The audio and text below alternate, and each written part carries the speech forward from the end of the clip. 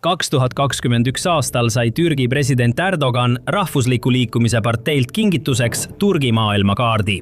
See hõlmas tohutuid alasid Kesk-Aasias, Kaukaasias ning eriti märkimisväärseid osi Lõuna-Venemaa territooriumist, samuti Hiinat ja Balkaneid. See vihjas sellele, et see ongi Türgi maailm, nimetus erinevatele etnilistele rühmadele üle Euraasia ning Türgi on selle loomulik kese. Avaliku pahameele asemel seadis Kremli pressiesindaja Dmitri Peskov lihtsalt kaardi täpsuse kahtluse alla, märkides, et Türgi maailma tõeline kese asub tegelikult Altai piirkonnas, mis asub otse Venemaa piiride sees. Kremlile oli see väike diplomaatiline torge ja pigem poliitiline poosetamine Türgi sisemiste ambitsioonide nimel kui geopoliitiline samm. Aga kui tulla tänasesse päeva, siis Moskva meeleolu on märgatavalt muutunud. See kaart on Kremlile ja president Vladimir Putinile veel üks märk sellest, et Venemaa haare Kesk-Aasias lõdveneb ning Türgi on valmis selle tühimiku täitma. 2025 aastal avaldatud monograafias pealkirjaga Panturkismi mütoloogiad ning Venemaa ja Euraasia julgeolek 21. sajandil ekspertide meeskond hoiatab, et Türgi identiteedi tõus Kesk-Aasias võib kujutada endast eksistentsiaalset ohtu mitte ainult Venemaa mõjule piirkonnas, vaid potentsiaalselt ka Venemaa territoriaalsele terviklikkusele.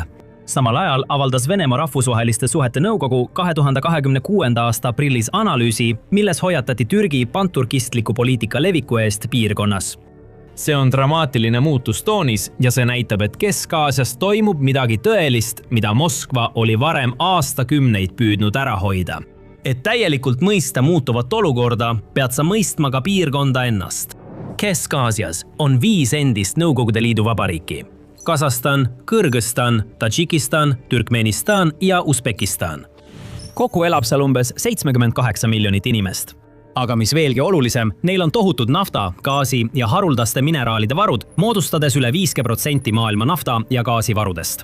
Ja riigid asuvad iidsete siiditee kaubateede ääres, kus nüüd kulgevad mandritevahelised torujuhtmed ja raudteekoridorid, ühendades lääne idaga maismaa kaudu. Tegelikult väitis juba 1904 ja 1919 aastal Briti geograaf Halford Mackinder, et see, kes kontrollib seda piirkonda, hoiab enda käes maailma ülemvõimu võtit. Sa ei pea seda teooriat täielikult uskuma, et mõista, et iga suurriik maailmas on juba tundnud huvi selle piirkonna vastu ja selle üle, mis siin toimub. 20. sajandi alguses oli Nõukogude Liit selle piirkonna de facto valitseja ning oli silmapaistev maailma suurvõim. Ja täna on Venemaa, Hiina, Ameerika Ühendriigid, Euroopa Liit, Iraan ja isegi eelmainitud Türgi kõik juba 30 aastat võistelnud mõjuvõimu pärast selles piirkonnas. Peamine erinevus praegu on see, et Venemaa mõju on aeglaselt vähenemas. Pärast Nõukogude Liidu kokkuvarisemist 1991 aastal sidus Moskva piirkonna institutsioonide ja survevõrgustiku kaudu enda külge. Sõltumatute riikide ühendus sidus paljud majandused omavahel kokku. Kollektiivse julgeolekulepingu organisatsioon CSTO pidi olema sõjaline ühendav jõud. Moskva sõlmis kahepoolseid kaitselepinguid mitme 5 vabariigist, paigutas Vene väed võtmetähtsusega piiridele piirkonna eri osades ning kontrollis paljusid torujuhtmeid, mille kaudu Kesk-Aasia nafta ja gaas maailma jõudsid. Kui mõni neist riikidest reast välja astus, ei kõhelnud Kreml silmust veidi tihedamaks tõmbamast. Väidetavalt nõudis Moskva Kasahstani leiukohtades, mis olid alles uurimisfaasis, 20–40% osalust. Peatas peaaegu täielikult Kasahstani naftaekspordi maist augustini ning avaldas survet ka Türkmenistanile gaasitulude osas. See piirkond oli järjekindlalt Venemaa huvi keskpunktis, peamiselt seetõttu, et selle majandused olid Venemaaga sügavalt seotud kaubanduse, energiarajatiste ja seal töötavate miljonite Kesk-Aasia migranttööliste kodumaale saadetud rahaülekannete kaudu. Ja pikka aega see toimis. Kesk-Aasia juhid olid majanduslikult sõltuvad Moskvast, sõjaliselt Venemaa julgeolekugarantiidest ning kultuuriliselt kujundatud 7 aastakümne pikkuse Nõukogude võimu poolt. Vene keel jäi isegi piirkondade vahelise suhtluse de facto keeleks. Stalini poolt 1930. aastate lõpus kehtestatud kirillitsa tähestik, mille eesmärk oli katkestada Kesk-Aasia rahvaste side nende eelsovetliku kirjandusliku pärandiga ja Türgiga, oli kogu piirkonnas endiselt kasutusel. Tegelikult jagasid 4–5 vabariigist elanikud, usbekid, kasahhid, kirgiisid ja turkmeenid, ühist päritolu, usku ja keelesidemeid juba ammu enne Nõukogude Liitu. Vähemused olid piirkonnas laiali. Kuigi neid identiteete ei loonud Nõukogude võim, formaliseeris ja jagas Moskva need Nõukogude perioodil jäigalt eraldi vabariikideks, lõigates sageli läbi olemasolevad kultuuri- ja demograafilised sidemed. Kesk-Aasia killustati sisuliselt ja vormiti seejärel selliseks, nagu Venemaa seda soovis. Liigume kiiresti 21. sajandisse ja Venemaa sissetungini Ukrainasse. Kesk-Aasia juhid jälgisid, kuidas Venemaa annekteeris 2014 aastal Krimmi. Sammu, mida kritiseeris ka Türgi, kes ise on NATO liige. Siis algas 2022 aastal täiemahuline sõda. Turgi maailm hakkas seejärel mõtlema, kes võiks olla järgmine, sõltumata tulemusest. Mõned juhid kinnitasid aktiivselt Ukraina territoriaalset terviklikkust, hoolimata sellest, et püüdsid olemasolevatest kokkulepetest Moskvaga võimalikult palju kasu saada. Kasahstani president Tokajev ütles avalikult, et ta ei tunnusta neid väidetavalt iseseisvunud Ukraina alasid, mida Venemaa annekteeris, olles samal ajal ise Venemaa pinnal. Selline avaldus oleks olnud 10 aastat varem mõeldamatu. Kollektiivse julgeolekulepingu organisatsioon ehk Venemaa NATO ekvivalent kaotas ilmselt veelgi rohkem oma usaldusväärsust. 2023 aastal ründas Aserbaidžaan Armeenia positsioone Mägi-Karabahhis ning Venemaa ei teinud midagi, et oma liitlast Armeeniat kaitsta. Armeenia peaminister alustas 2024 aastal protsessi organisatsioonist täielikult lahkumiseks ning alates 2026 aastast on riik lõpetanud alliansi rahastamise ja väidab, et ei kuulu enam selle koosseisu. Sel ajal oli Venemaa sügavalt seotud Ukrainaga, olles saatnud suurem osa oma lahinguvalmis maavägedest sõtta ja raskustes oluliste läbimurrete saavutamisega, mis piiras tõsiselt tema võimet Armeeniat aidata isegi teoreetiliselt. Sellel Venemaa sõjalise taundumise taustal on Kasahstan ja Usbekistan jätkanud üleminekut kirillitsalt ladina tähestikule, samal ajal kui Kõrgõzstanis on üha enam arutatud sarnase sammu astumist. Riigid nimetavad linnu ja olulisi geograafilisi paiku ümber, et eemaldada Nõukogude ajastu Vene nimed. Ja Raik 4 Turgi riiki on üha enam määratlenud end osana Turgi maailmast, mis ulatub Istanbulist Hiinani läbi. Turgi riikide organisatsiooni. See viib meid panturkismi ideeni ehk Turgi maailma poliitilise ühendamise või vähemalt koordineerimiseni. See pärineb tegelikult 19. sajandi lõpust, kui Vene impeeriumi Turgi intellektuaalid ja osmanite mõtlejad pöörasid pilgu oma kultuurilistele juurtele Kesk-Aasias. See oli võimas idee, mille mahasurumiseks Nõukogude Liit kulutas tohutult jõupingutusi, mistõttu killustati ja nimetati ümber terveid rahvaid ja keeli ning kehtestati võõraid tähestikke. Isegi sõna Turkestan, mis oli kogu piirkonna traditsiooniline nimi, keelati Nõukogude dokumentides ja asendati nimetusega Nõukogude Kesk-Aasia, kuna see kandis panturkistlikke seoseid. Liigume kiiresti Nõukogude Liidu lagunemise aega ning Türgi taasühendumine Kesk-Aasiaga algab. Tollane president Turgut Özal tunnustas Kesk-Aasia vabariikide iseseisvust kiiremini kui peaaegu keegi teine ja paiskas Türgi pea ees piirkonda. Aastatel pärast Nõukogude Liidu kokkuvarisemist rajas Türgi piirkonda 3 suurt ülikooli. Kasahstanis Kasahhi-Türgi Ahmet Yassavi ülikooli, Turkestanis Kõrgõzstanis Kõrgõzi-Türgi Manase ülikooli, Biškekis ja rahvusvahelise Türkmeeni-Türgi ülikooli Ashgabatis. Türgi investeeris aastatel 1992-2003 Kesk-Aasiasse ja Kaukaasiasse üle 3,8 miljardi dollari, mis inflatsiooni arvestades oleks tänapäeval umbes 7 miljardit dollarit. Tšuba iseseisvuse esimesel aastal külastas Turgi vabariike üle 1170 diplomaatilise delegatsiooni. Mõnede allikate järgi töötas Özal end piirkonna diplomaatilistel ringreisidel surnuks, surres 1993 aastal pärast kõigi Turgi vabariikide külastamist. See esimene samm tõi kaasa Venemaa tugeva vastureaktsiooni. Kasutades oma majanduslikku mõjuvõimu, piiras Venemaa uutel vabariikidel võimalust saada rahvusvahelist abi. Türgi enda majanduslik ebastabiilsus ja poliitiline turbulents 1990. aastate keskel vähendasid Kesk-Aasiale kättesaadavaid ressursse. Ja Kesk-Aasia juhid, kes olid just ühe maailmavõimu alt pääsenud, ei kiirustanud end uuesti allutama. Pärast seda, kui Erdogani juhitud AK partei tuli võimule 2002 aastal ja soovis muuta riigi piirkondlikuks suurvõimuks laiemas Vahemere kontekstis, nihkus Türgi välispoliitika Lähis-Ida suunas ning Kesk-Aasia langes prioriteetide nimekirjas tahapoole.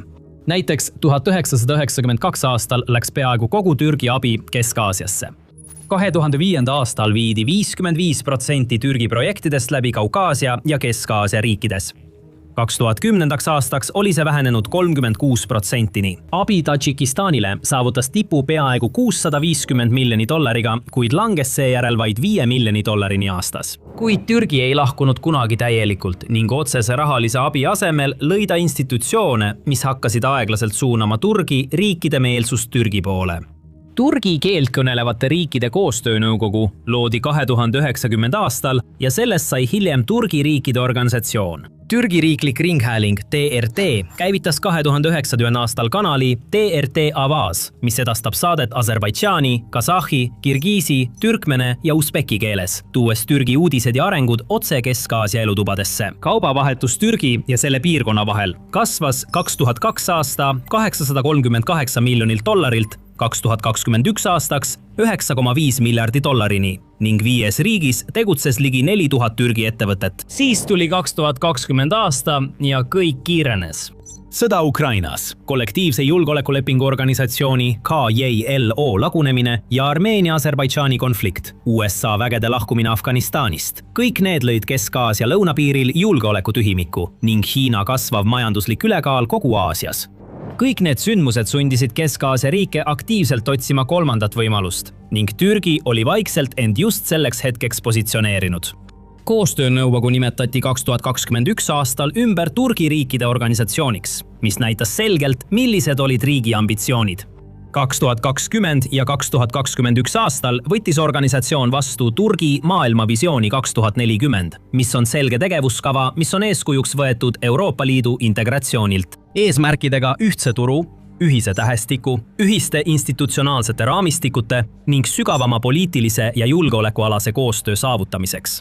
Bloki sisekaubanduse näitajad näitavad, kui kiiresti asjad arenevad. Liikmesriikide vaheline kaubavahetus kasvas 2022 aasta $33 miljardilt 2023 aastaks $42 miljardi, mis tähendab 27% hüpet ühe aastaga. Türgi kaubavahetus piirkonnaga hüppas 2023 aastal umbes $13 miljardi. Kasahstan ja Türgi on kokku leppinud, et suurendavad kahepoolset kaubavahetust 2030 aastaks $10 miljardi, võrreldes 2023 aasta kinnitatud $6,3 miljardi. Isegi Aserbaidžaani kaasamine sellesse piirkondlikku koostöösse on strateegiliselt oluline. Türgi toetas Aserbaidžaani sõjaliselt ja poliitiliselt kogu Mägi-Karabahhi konflikti vältel ning Aserbaidžaani võit kinnistas Türgi mainet usaldusväärse julgeolekupartnerina. Nüüd, kui Aserbaidžaan on liitunud Kesk-Aasia konsultatiivse raamistikuga, saab ta olla otseseks geograafiliseks ja poliitiliseks sillaks 5 Kesk-Aasia riigi ja Türgi vahel. Tõenäoliselt kaalub ka Türkmenistan täisliikmelisust Türgi riikide organisatsioonis, mis viiks Türgi riikide bloki lõpule, kuid see kõik on seotud poliitikaga. Tegelik põhjus, miks Venemaa ei ole enam Kesk-Aasia peamine mõjutaja, on tema sõjavägi või pigem selle puudumine. Aga enne kui me selleni jõuame, veendu, et oled tellinud The Military Show kanali. Me postitame iga päev videoid viimastest sündmustest ja suurtest geopoliitilistest muutustest üle kogu maailma. Tagasi Kesk-Aasia sõjavägede juurde. Enamik armeesid varustati Nõukogude Liidu tehnikaga. Hiljem toetasid neid jätkuvalt Venemaa abi ja väljaõppe ning kogu organisatsioon põhines Vene doktriinil. Ja pikka aega, kui mõni riik vajas sõjalist abi, saatis Venemaa oma väed kohale. Tegelikult juhtus see ka 2022 aastal, kui Venemaa saatis rahuvalvajad Kasahstani, kui jaanuaris puhkesid kütusehindade tõttu rahutused. Kuid Venemaa pole 4 aasta jooksul Ukrainas sõjas märkimisväärset edu saavutanud, mis on pannud paljusid kahtlema, mida Vene armee tänapäevases sõjapidamises tegelikult suudab. Ja teisel pool on Türgi.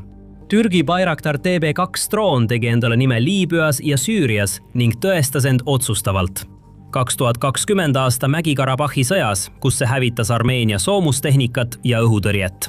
Ukraina ise on seda laialdaselt kasutanud alates 2022 aastast ning paljud allikad väidavad, et see droon oli sõja esimestel kuudel Ukrainale eluliselt tähtis, enne kui riik arendas välja oma enda droonitööstuse. 2023 aastaks olid enamik Kesk-Aasia riike ostnud Türgi droone, kuid Tadžikistan liikus selle asemel Iraani droonitehnoloogia poole. Kasahstan sõlmis samuti lepingu Türgi Bayraktari droonide litsentsi alusel Kasahstani pinnal tootmiseks, mis tähendab, et Kasahstan toodab nüüd sõna otseses mõttes Türgi sõjatehnoloogiat oma riigis. Kõrgõzstan kiirendas oma droonide soetamist pärast seda, kui sattus surve alla Tadžikistani vägede poolt, keda toetasid Venemaaga seotud huvid, nähes Türgis julgeolekupartnerit, kes tõesti peab oma lubadusi. Isegi Türkmenistan, mis on aastakümneid hoidnud ranget ametlikku neutraalsust, laiendas vaikselt oma relvastust Türgi süsteemidega. Usbekistan tegi oma ostud 2023 aastal ja sõlmis 2022 aastal Türgiga ulatusliku sõjalise koostöölepingu, mis hõlmab luureandmete jagamist, ühist logistikat, kaitsetööstuse koostööd ja sõjalist haridust. See laiendati 2026 aastal täielikuks sõjalise koostöölepinguks.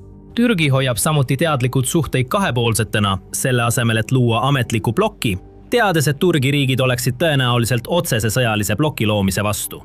Sarnaselt endise Nõukogude Liiduga, tuues tulevaseks koostööks veelgi rohkem populaarsuspunkte.